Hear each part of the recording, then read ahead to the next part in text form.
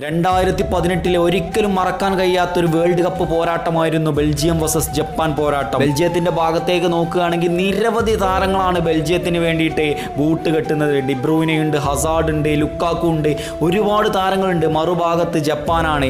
പ്രതിരോധം മാത്രം ശക്തമായിട്ടുള്ള ഒരു ജപ്പാന്. മത്സരം ആരംഭിക്കുന്നു. ഹർഗൂച്ചിയിലൂടെയും ഇനൂയിലൂടെയും ജപ്പാന് മുമ്പിലെത്തുകയാണ്.